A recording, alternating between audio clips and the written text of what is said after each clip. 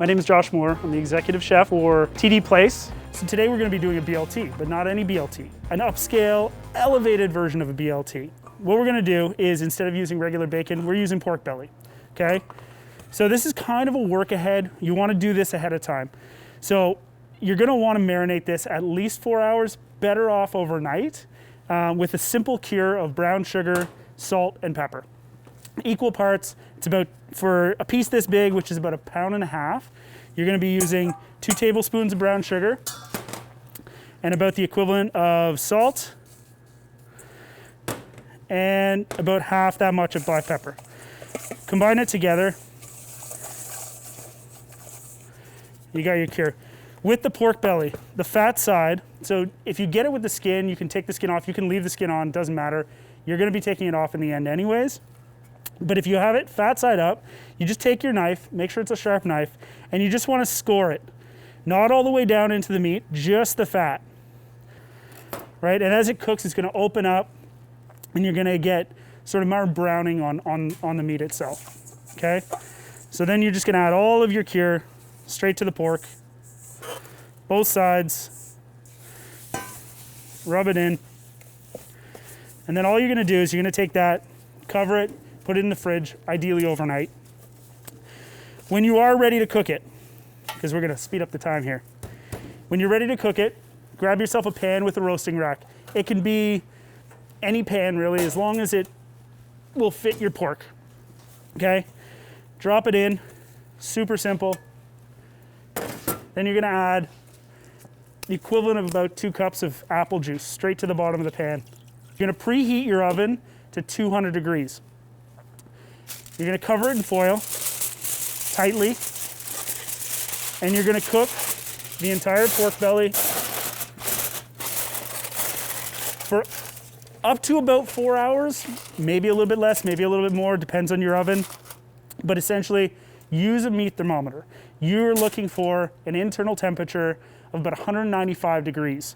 Once you get to 195 degrees, you're guaranteed to have the most tender bacon you've ever had. So that goes straight into the oven. So typically in a BLT, you've got bacon, lettuce, and tomato. So we've already taken care of the bacon part. It's in the oven. We've got the lettuce, my favorite, iceberg, and then tomato. We're not gonna do any old tomato. We're gonna make a tomato chutney. Anybody can make this. It takes like 4 ingredients and a pan. Turn it on to a medium-high heat. All we have here, fennel seed, brown sugar, apple cider vinegar, and 540 milliliters of diced tomatoes. Just strain them out.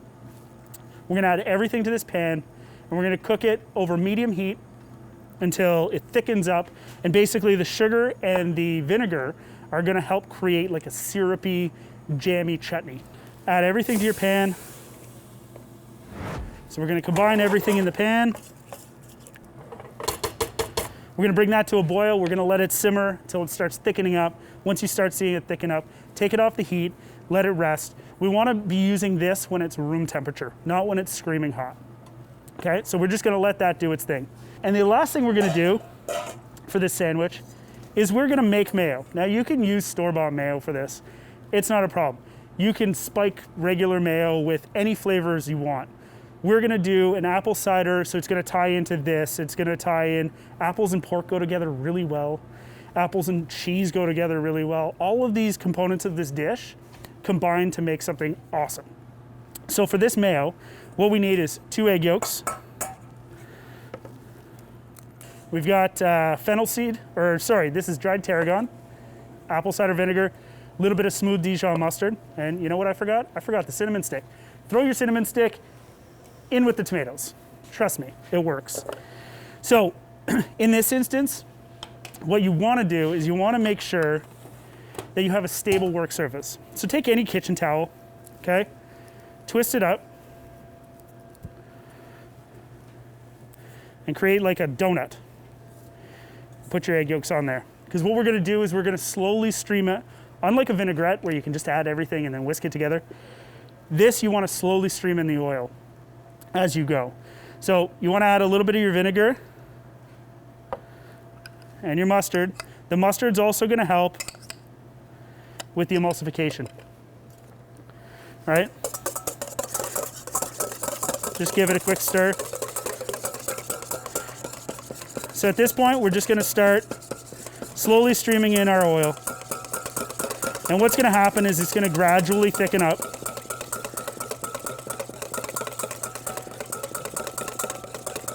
Now you can use olive oil for this. I don't suggest it just because it does impart quite a bit more flavor than a canola oil. But you can use any vegetable oil. If you get to the point where you see it's starting to split, don't worry. You can either start again or get a little bit of warm water and add a little bit of warm water to it. If that doesn't work, you gotta scrap and start again. It's not a big deal. So now you see it's starting to lighten up in color, right? It's starting to thicken. Now, the thing with making a mayo at home is the more oil you add is never gonna thin it out. You're just gonna keep making more and more mayo. So, and again, if you do get it to a point where it's too thick, add a little bit of warm water to it to thin it out. Don't add more oil because you're just gonna continue to thicken.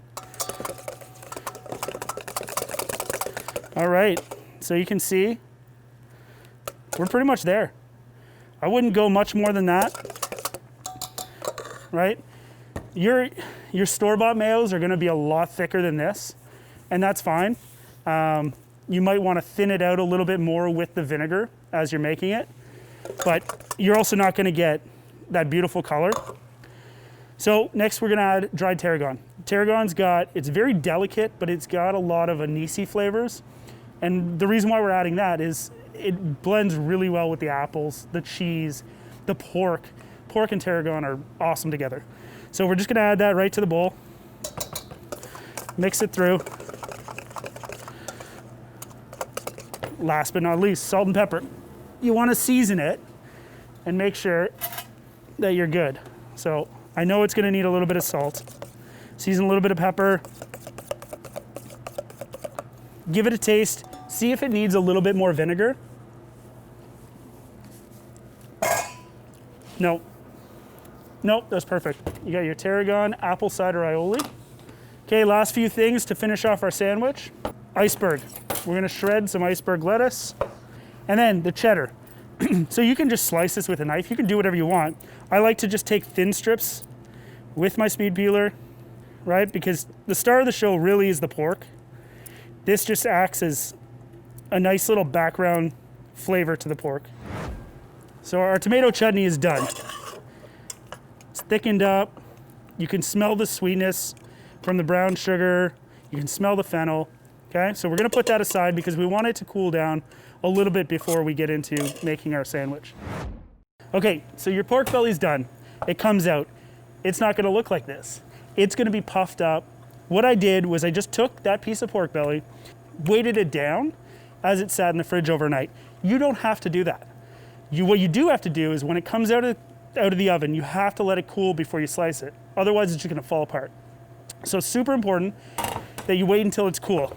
And then all you're gonna do, give yourself nice, thick slices. You got a pan on, medium to high heat, and we're just gonna sear it on either side. And while we're waiting for that, we wanna take our baguette. We just wanna slice it lengthwise.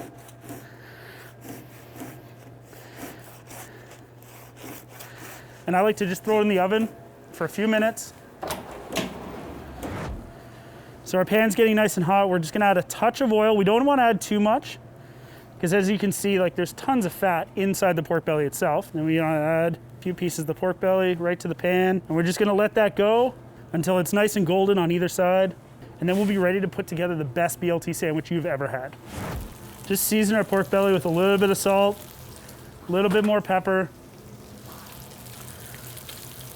So you can hear it cracking and popping. We see we're starting to get a little bit of a golden crust on the bottom. Give it another minute or so. Then we're gonna flip them over. Once we flip them over, we're gonna move over. We're gonna try and dress up our sandwich as much as we can. So when it's done and it's hot, it goes right to the bread, and then we're done. Okay, just while the bacon's finishing on one side, we're gonna take our mayo right to the bottom of the bread. Again, if you have friends coming over and you tell them you're having a BLT for lunch and you serve them this, they'll probably never leave. All right, so you can see right there, it's gonna be fall apart delicious. We'll go straight on with our pork.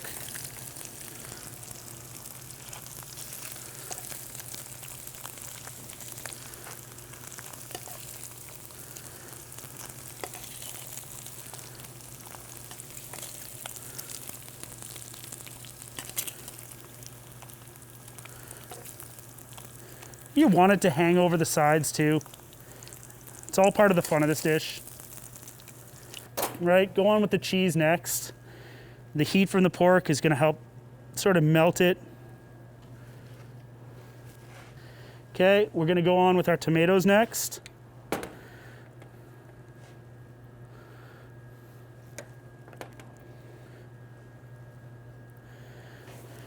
Finish off with a little bit of our lettuce. You know what? Let's finish off with some more mayo on the top. Don't be shy with it. There we go. We're gonna do 4 sandwiches.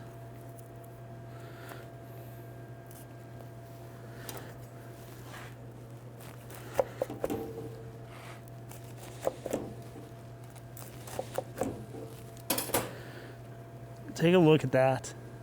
Come on. That is gonna be the best BLT you've ever had. Trust me. Happy holidays.